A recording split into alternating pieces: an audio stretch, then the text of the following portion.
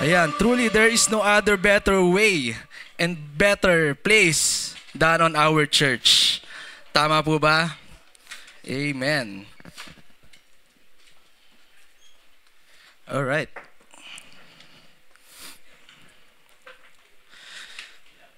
So, ayan, pwede ba natin buksan yung ilaw? Para makita ko naman sila. Ko dun sa nagbigay, sabi ko, paano to? Hindi pala battery, tapos makikita niya, ditulak pa rin yung sasakyan. So turns out, starter yung sira. So nangyari po, binalik po yung battery na luma, tapos pumunta po kami dun sa Bacoor, sa anniversary nila, na ditulak pa rin yung sasakyan ko hanggang makauwi kami ng North Caloocan.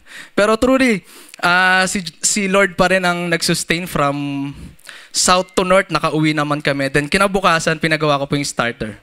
So, ngayon po okay na po siya. Mapagmamalaki ko na disusi na siya ulit. Hindi na siya ditulak. So, we'll be talking about, so for the whole month, pinag-usapan natin yung practical talks to those in ministry. Now, ang topic natin ngayon is sa Luke chapter 10 pa rin. Ang topic natin today is choosing what's best. Ano ba yung pinakamalupit? Diba? Sino bang ayaw ng pinakamalupit, ng pinakamaganda? Taas po ang kamay. Ayaw, di ba? Sino yung gusto mag-settle lang sa good? Good is okay. Sino yung pinakagusto ang best sa buhay nila? Sa finances nila, sa church nila, sa work nila. Amen? O onti lang po. Pwede ko ba makita yung kamay na nakataas na looking for the best thing in their life? Amen. So sabi ni Jim Collins, sabi doon, good is the enemy of great. Few people attain great lives in large part because it's just so easy to settle for a good life. Diba? Good is the enemy of great. Kaaway siya ng great kasi marami sa atin, sabi niya, marami sa mga tao, nagsisettle na sila dun sa good. Bakit? There's no wrong in settling in good. But you're missing the part of getting to the best part because you settle on the good part. Amen. So, now we'll be talking about Luke chapter 10, verse 38. If you have your Bibles with you, please read it with me. Ang ginamit ko po dito ay ESV. Let's read it. Now as they went on their way, Jesus entered the village, and the woman named Martha welcomed him into her house. And she had a sister called Mary, who sat at the Lord's feet and listened to his teaching. But Martha was distracted with much serving.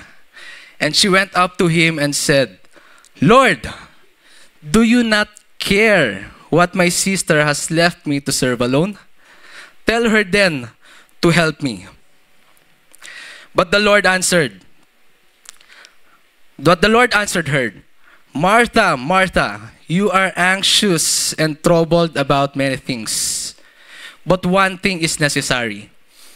Mary has chosen the good portion which will not be taken away from her. Let's pray. Yes, Sir Father God, Lord, maraming salamat, Lord God, for your word. Salamat, Lord God, dahil ginising mo ang bawat isa. At naniniwala kami, Lord God, that it is best to listen to your word this morning. Thank you, Lord God, for reminding us of this good portion. In Jesus' name we pray. Amen and amen. So now we'll be talking about si Martha, si Mary, at si Lazarus. So tatlo po silang magkakapatid. Etong si Martha, si Mary at si Lazarus, nabanggit po sila sa John chapter 11 verse 5. Sabi doon, now Jesus loved Martha, her sister, si Mary, and si Lazarus.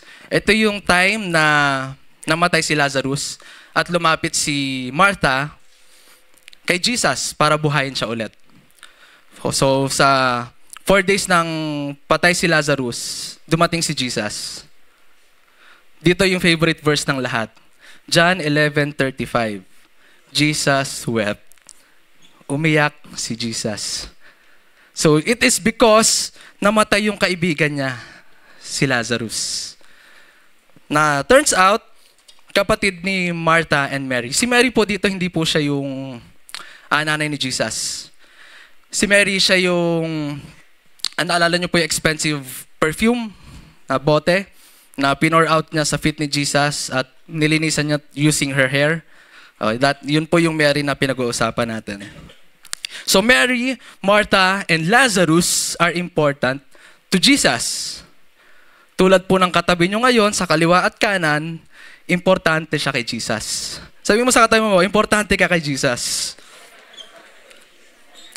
So important that Jesus chose to stay in her house. Isipin nyo, meron kayong exclusive access kay Jesus. Di ba? Isipin nyo, artist si Jesus, tapos yung artist na yun pupunta dun sa bahay mo. At mag-i-stay doon at magkakaroon kayo ng bonding. Di ba sobrang nakaka-overwhelmed? And Filipinos, parang si Martha, sobrang welcoming natin, tama? Lahat na lang ini-invite natin sa bahay, lahat gusto natin, ini-invite natin. Correct?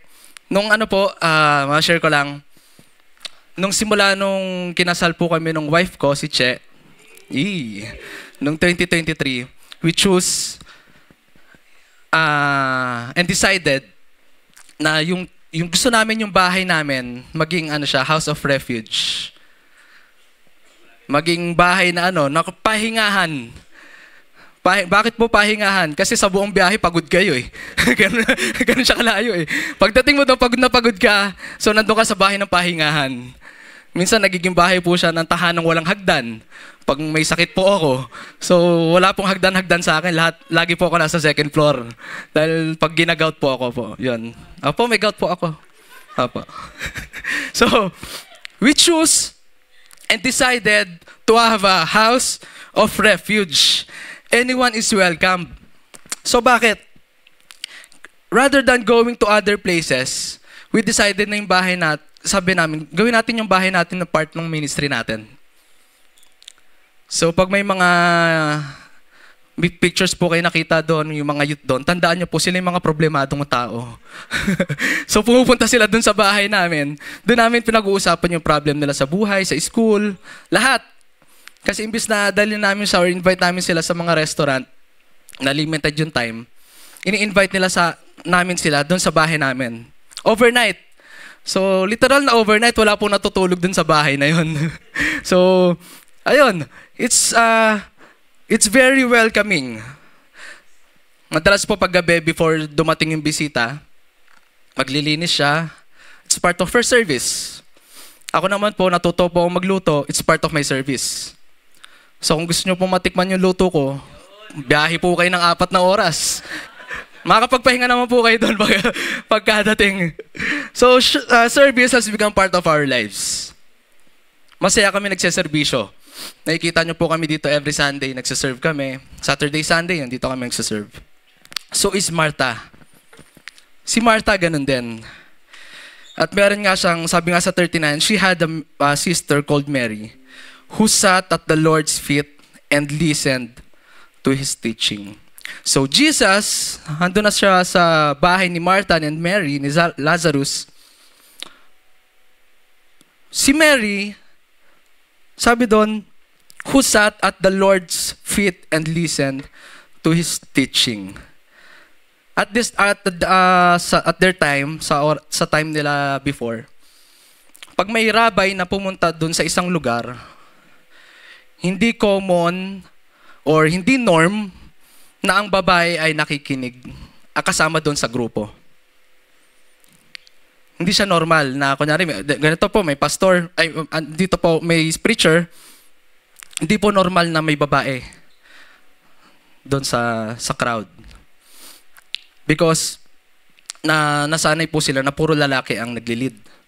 Dapat lalaki ang nagtuturo, ang natututo, at ang babae ay taga-serve para doon sa mga nag-aaral.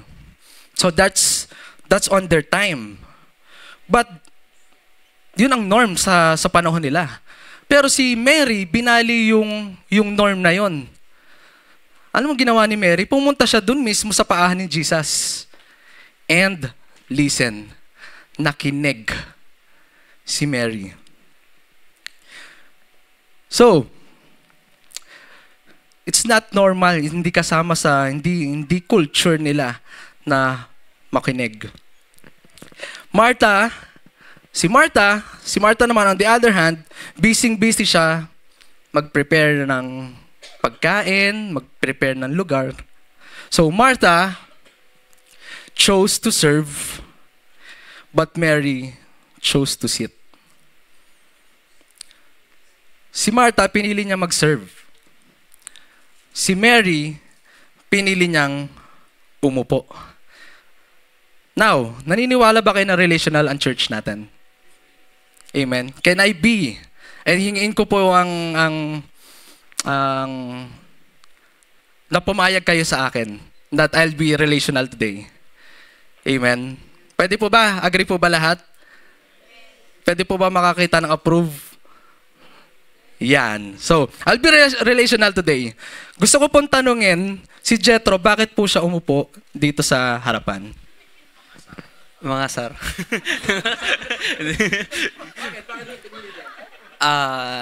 Kasi, sorry. Pero kanina, napag-usapan namin ni Kuya na excited ako. Di ko rin alam kung bakit na makinig ngayon sa message na papadaanin kay Kayaga. Ayan. Sunod naman po dito. Kasi napapansin ko po sa church natin, meron tayo kanya-kanyang upuan. Tama po ba? So, pwede ko po bang tanongin si Mami D kung bakit po dito kayo lagi nakaupo? Ano po? Para kitang-kita kita. Ay, okay. Kitang-kita. Next naman po, sino ba? Si Mami Oda. Bakit po dito? Para kung may mag-need ng assistance, I will always be here. So dito naman po sa pinakalikod, nakikita po natin lagi dito ang mga kagwapuhan nating mga brothers. Si Tito Elmer. Good morning po. Kaya ako dito umupo upang bantayan kita. Habang nagsasalita. Kasi yun ang ministry ko magbabantay. It's either na you are comfortable of where you are sitting or you are intended to do something. 'Di ba? Umuupo ka sa isang lugar, either may gagawin ka o doon ka pinaka-komportable. Or doon may electric fan, doon tumatama yung lamig ng aircon. So just like Mary, tulad nyo, pinili nyong umupo dyan. Mary chose the very, very, very important seat in the house. Saan yun? Sa paahan ni Jesus. Because she wants to listen. Just like Jethro, kaya siya umupo dyan para mang-asar at makinig. Sabi niya, very excited siya dito sa topic na to. She chose to listen and to sit at the feet of Jesus. Bakit sa mga concerts po? Some pay thousands and thousands para lang makapunta dun sa VIP. Bakit dito sa simbahan, palayuan tayo ng pag-upo? Yan po ang tanong ko. Bakit sa simbahan, dun tayo sa pinakamalayo? Alam niyo po, nag-worship tayo kanina, bakante itong harap. Pag concert, gusto natin na doon tayo sa pinakaharap kasi yung pinakamaganda kahit hindi mag-mic yung Diba? Kahit hindi mag-mic, yung sasarinig. Pero yung doon po sa likod, hindi masyado. That's why Mary chose the best seat kasi gusto niya makinig kay Jesus. Mas malapit. Mas maganda. So, are we not getting the chance to get the best seat and listen to the Word of God for free? Sa simbahan, walang bayad yung harap na upuan. Dapat nga, sa simbahan, may bayad yung sa likod Kasi doon na napupuno Parang may pondo yung church. Siguro, ang laki ng pondo natin, no? Kung maniningil tayo sa likod. So, baka next week po ipopropose po natin. para magunahan sila sa harap. Di ba? So listening to the Word of God for free and choosing to listen to the Word of God is the best choice that you can have. For free. Libre lang. Sabihin mo sa katabi mo, libre lang umupo sa harapan. It's actually a matter of choice. Pinili mo yan. Though yung mga ushers natin, since we are talking about ministries, yung mga ushers natin, ginaguide tayo kung saan tayo upo. There are guides. Pero once na naglakad ka na dyan, binitawan ka na ng usher, it's your choice kung saan ka upo. It's your choice kung anong best seat ka pupunta. Right? It's a matter of choice. It's a matter of choice. And Mary chose to be up front at the feet of Jesus. At the other hand, sa kabilang banda, baka magselos naman si Marta eh. So, tignan natin si Martha. Si Martha sa verse 40, but Martha was distracted. Pwede nyo po bang basahin to? On 1, 2, 3. But Martha was distracted. You know what? Sabi po sa research ni Aga, the most distracting thing sa loob ng simbahan ay yung hawak nyo po ngayon. Ano ba yung hawak nyo ngayon? Cellphone. That is the most distracting thing or gadget na pwedeng maka-disalign sa atin sa simbahan. Distracting that can ilayo tayo sa pakikinig. Bakit? Isang tunog lang yan eh. Nagmamadali tayo eh. Right? Di ba? Isa siya sa pinakamadaling hawakan. Andyan yung Bible. Tama, di ba? Andyan si Google. Pero siya rin yung pinakamadaling bagay na ilayo tayo sa focus. Right? So if your Bible is on your phone, next week sabihin mo magdala ka ng physical Bible. Diba? Mas maganda pa rin ang physical Bible. Yan si Mami Oda. Lagi po merong physical Bible. Diba? Kung hindi natin lagi nakakalimutan i-charge yung cellphone natin, huwag nating hayaan na maloba tayo sa salita ng Panginoon. Diba? Isipin nyo, gaano ba kabigat yung power bank nyo compared dito sa Bible? Nagkaroon ako ng power bank, mas mabigat pa dito sa Bible na to. If I can carry that power bank, I can carry a Bible. Amen. So next week po, kung wala po tayong Bible, we can approach yung mga pastors natin. May mga organization na nagbibigay ng free Bibles. So lahat ng resources natin ngayon ay libre. 'Di ba? So, going back to Martha, baka magselos na naman si Martha eh. But Martha was distracted with much serving. Si Martha, wala siyang cellphone. Wala siyang tablet that time. All that she has is an act of service. Nakaka-distract pala yung pag-serve. So question yourself, if you are part of the ministry, nagiging distraction ba ang ministry sa akin in listening the Word of God? She was not distracted of doing bad things. Hindi siya distracted na nakakagawa siya ng kasalanan. Pero sabi sa Bible, but Martha was distracted with much serving. So habang binabasa ko po to, I felt bad for Martha. Di ba? Isipin nyo, meron kayong bisita nung masaya, nandyan lahat.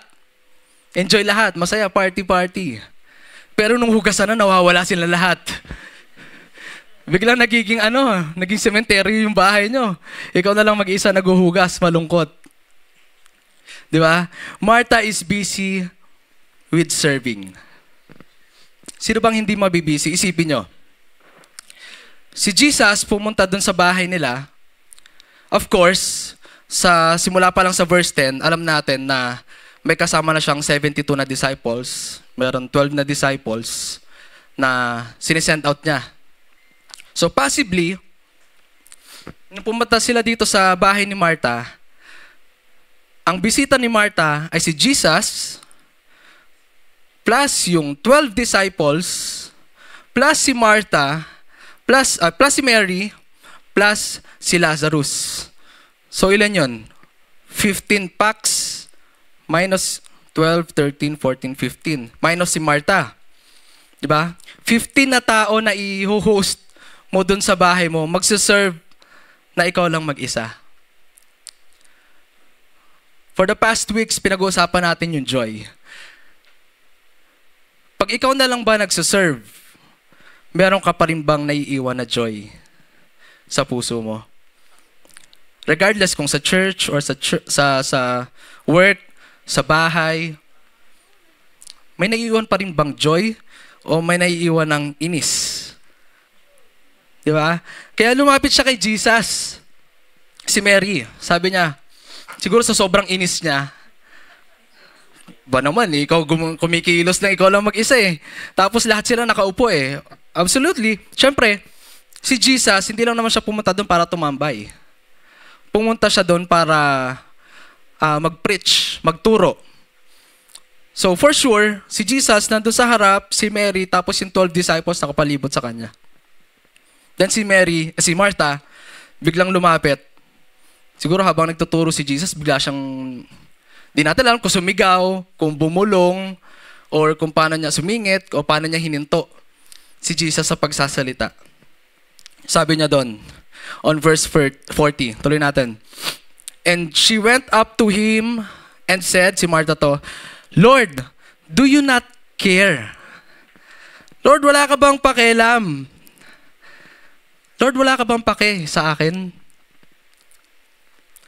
Naalala niyo po sa Mark 4, yung raging seas, yung kasama ni Jesus sa boat, yung disciples, si Jesus, nagkakagulo na yung dagat. Binabagyo na sila. Halos tataob na yung bangka. And Jesus is sleeping. Same nang sinabi ng disciples sa kanya, Lord, wala ka bang pakialam? When we don't see Jesus on our struggles, we thought He doesn't care. Pag hindi natin na-feel si Jesus while we are serving at nakakaramdam na tayo ng pagod, madalas sinasabi natin, Lord, wala ka bang pake? Lord, napapagod na ako, wala ka bang pake? Araw-araw naman akong nagsuserve sa'yo, araw-araw kitang iniisip. Lord, wala ka bang pakialam? Natatanong natin yung mga bagay nun, and I'm sure natanong nyo na sa sarili nyo. When you are worried and anxious, Lord, wala ka bang pakialam? And she went up to him and said, Lord, do you not care that my sister has left me to serve alone? Tell her then to help me. Sabihin mo sa kanya, Lord, wala ka bang pakialam? Sabihin mo nga dun kay Mary, dun sa kapatid ko na tulungan niya ako magtimpla ng juice dito, or mag-mop dito, magwalis, mag-serve ng pagkain. Sabihin mo sa kanya, tulungan niya ako. So si Mary, si Martha, inutusan na si Jesus. Iniisip ko lang, kung anong naging reaction ni Jesus. Sinabi niya ba, Mary, ba't ka ba nandito? Ba't ka ba nandyan? Ba't ka nakaupo dyan? Dapat tumulong ka dun sa kapatid mo eh. Diba? That is what is right. Diba? Kung may bisita ka, dapat tumulong ka mag-serve. Yun yung supposed na dapat ginagawa ng isang nag-host ng isang bahay. Right? Pero, here's the thing. Here's the thing. Tignan nyo. Martha, nakikita nyo po ba? Martha is at the presence of Jesus. This is Jesus, itong malaking circle. Jesus, nandun sa bahay nila eh. So, she is at the presence of Jesus. Diba? Tulad si Pastor June, pag si Pastor June nasa palibot natin, sa paligid natin, nandun tayo sa presensya ni Pastor June, as well as si Kuya Mike Vitug. Nandun tayo sa paligid niya. So Martha is at the presence of Jesus, but she is not in the presence of Jesus.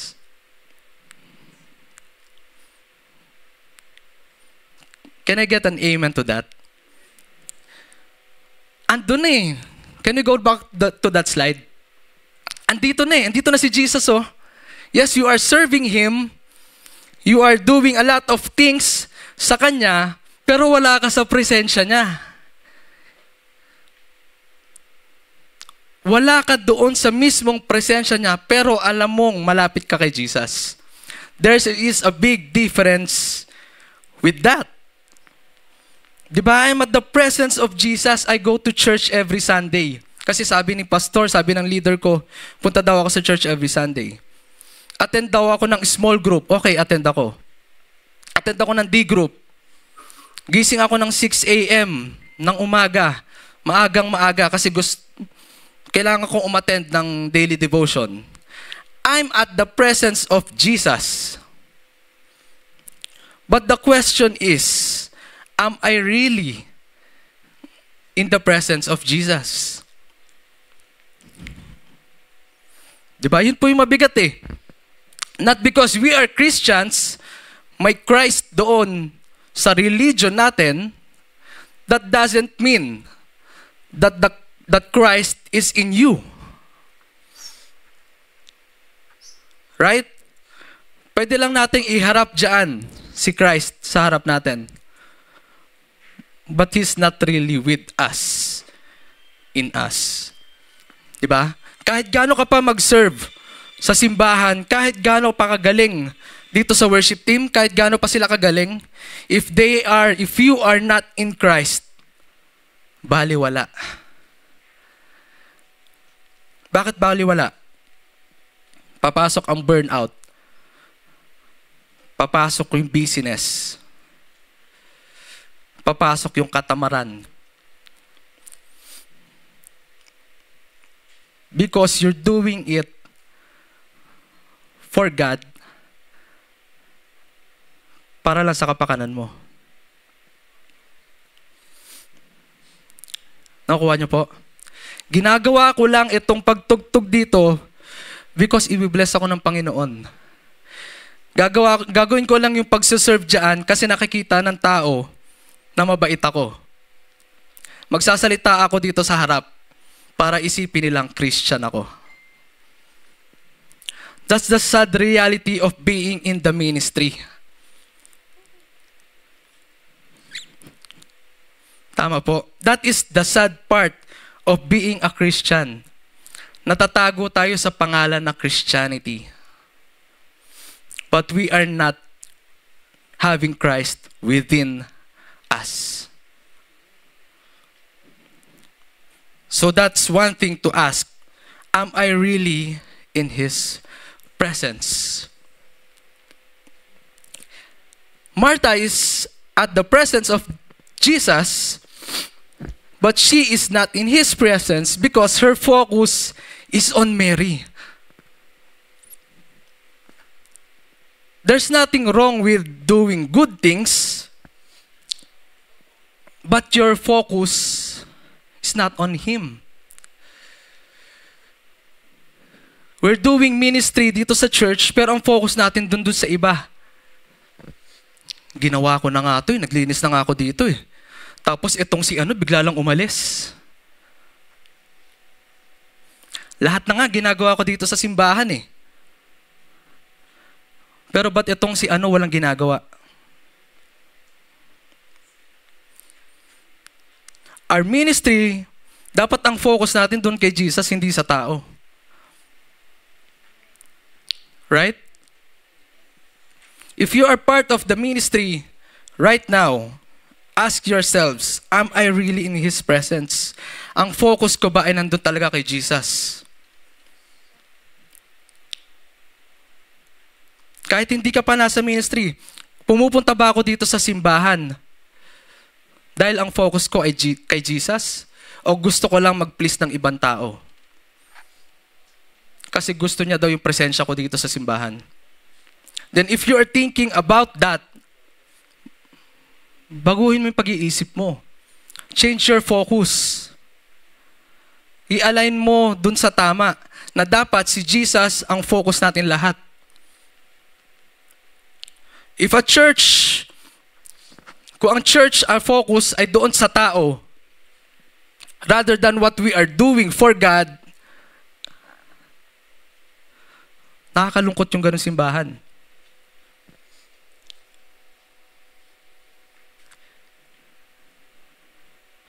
I know yung church natin nandoon sa state na yon. May portion na nandoon sa state na ganun. But Jesus is not stopping on us. If you choose to have a direct focus to God, then we can have that focus to God. Again, it's a matter of choice. So let's get forward. But the Lord answered her, Martha, Martha. Actually, pag sinabi sa Bible daw po, pag sinabi ang word na 2 beses na magkasunod, ito ay parang paglalambing. Hindi siya galit. Hindi siya Martha, Martha. Actually, si Jesus po nagsasalita, the Lord answered her. So, sabi dito ay, on a sweet tone down po ito ni Jesus. Sabi doon, Martha, Martha. Sweet na ba yun? Martha, Martha. Yan. You are anxious and troubled about many things.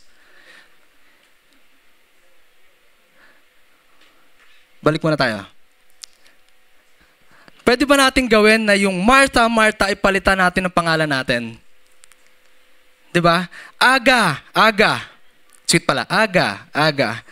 You are anxious and troubled about many things. Pwede bang sabihin mo yan? Palitan niyo yung Martha, Martha at palit niyo yung pangalan niyo. Go. Pangalan niyo po, hindi pangalan na iba. Game, pangalan niyo. 1, 2, 3.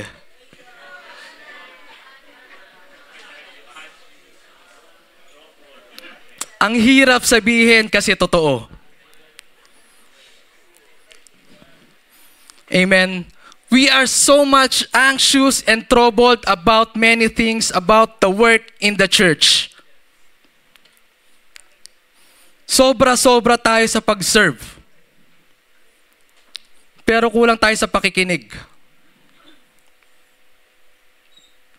Diba? Ang hirap sabihin na anxious ako, troubled ako. Andito naman ako sa church. Active naman ako sa church. Nagsasalita ako dito sa harap. Ibig sabihin, regardless kung nagsiserve ka sa simbahan o hindi, makakaramdam ka ng anxiousness and troubleness sa utak mo. Diba? Walang exempted.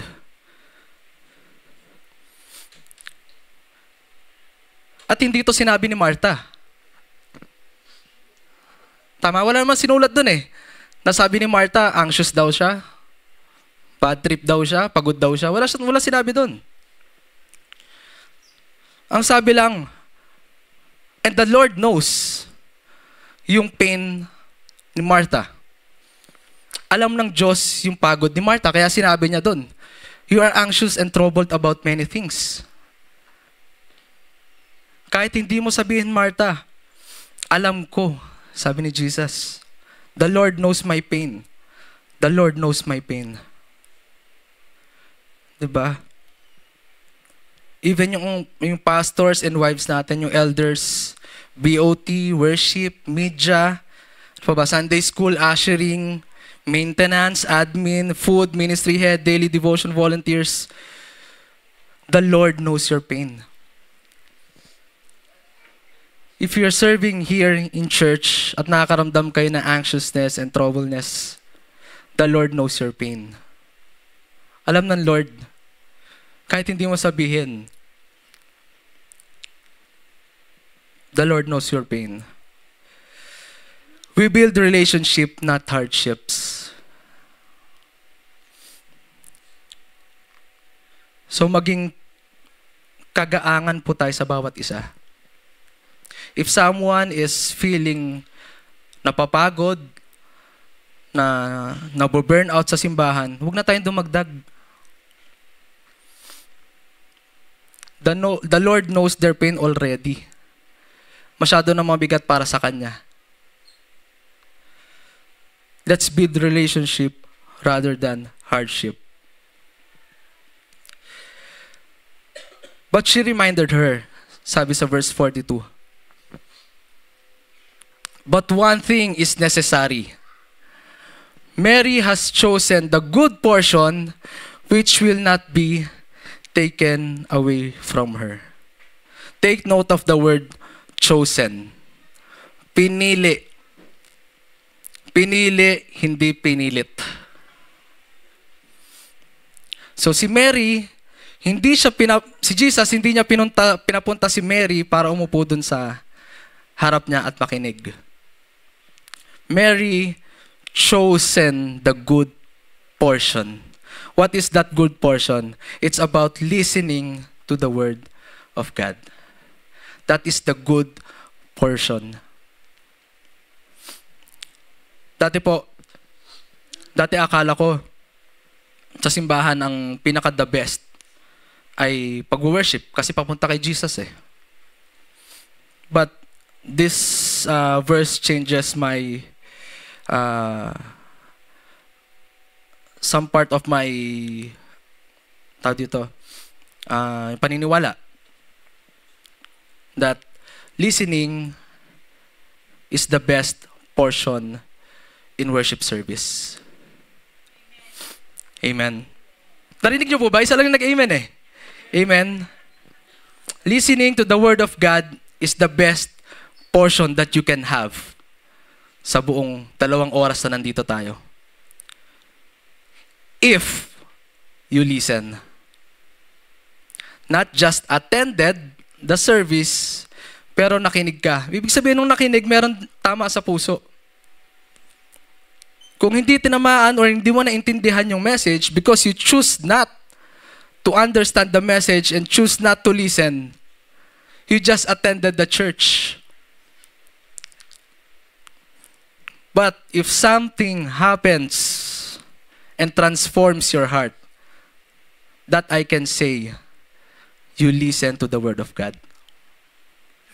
Unless something or you transform, your heart is transformed, that's the only thing I can say na nakinig ka. Because it is Jesus who is speaking for us. Amen. Mary chose the good portion.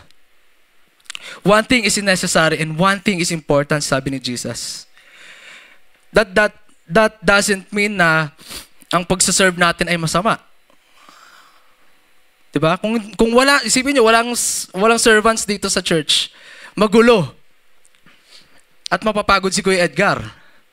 Kasi lahat ng pwede natin i-contribute, hindi natin binigay.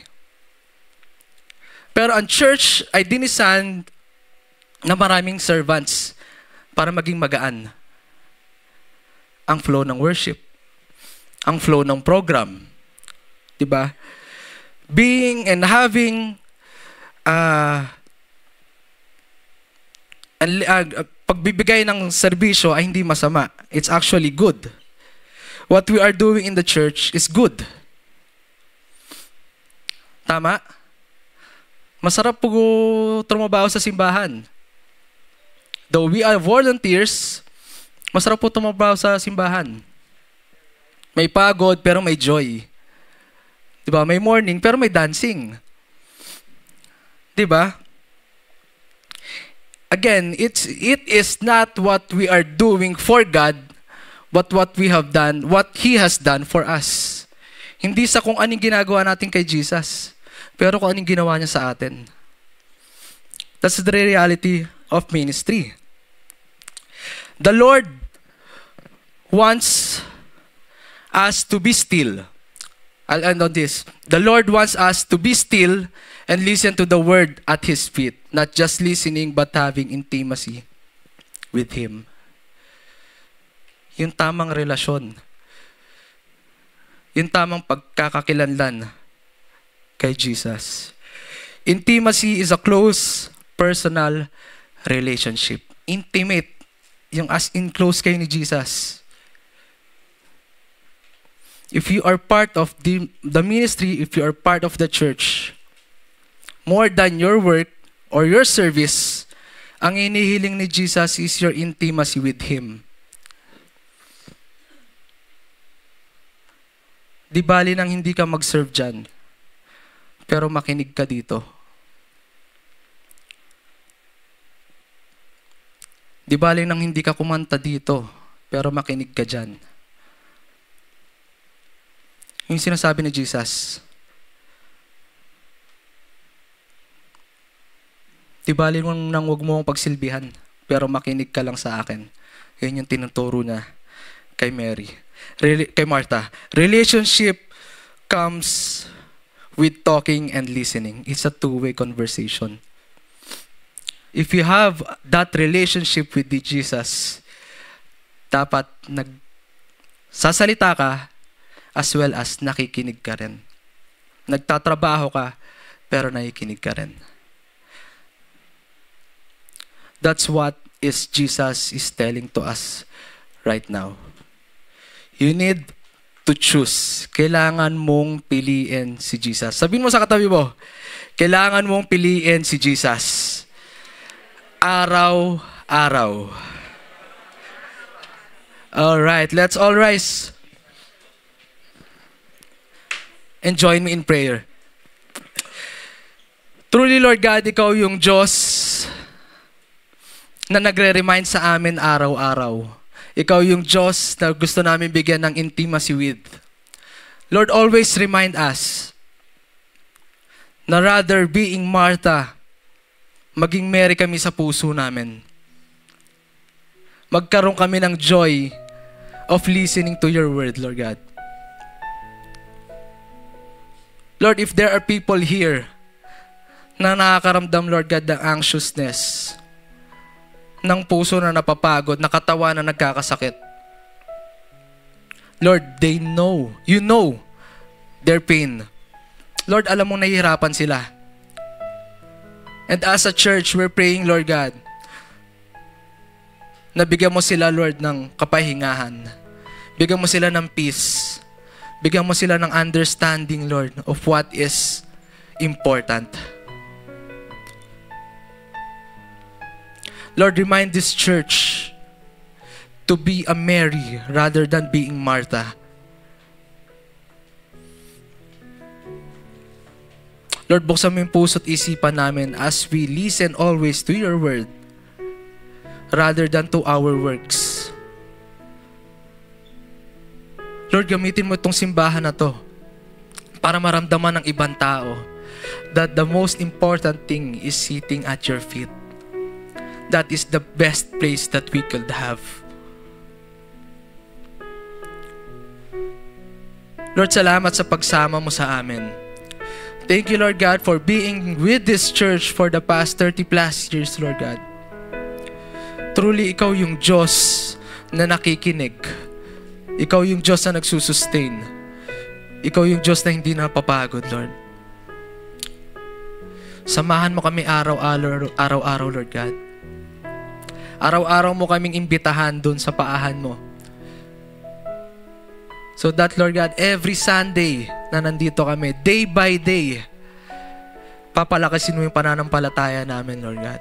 Dadating kami dito na makikita namin merong joy ang bawat isa. Lord, Ikaw ang joy, Ikaw ang Diyos ng saya. Ikaw ang Diyos ng restoration. Ikaw ang Diyos ng pag-asa.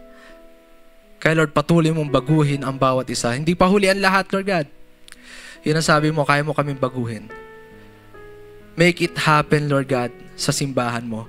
Sa mga taong nandito sa ministry, Lord. Lord, we're also praying for our pastors and leaders, BOT leaders. as they go through a lot, Lord God, dito sa simbahan, may they always find joy in serving. May they always find strength on their weakness.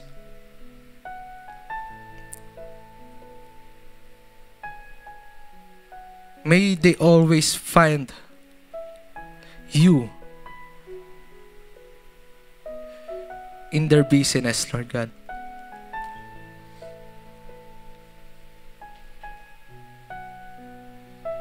Continue to transform every one of us, Lord. Na magkaroon kami ng puso ni Mary, na merong desire to listen to you, to talk with you, and to be in your presence. Lord, yun lang ang gusto ng simbahan na to, to be in your presence. Samahan mo kami, Lord God, sa buong araw na to, sa buong linggo. In Jesus' name we pray. Amen and amen.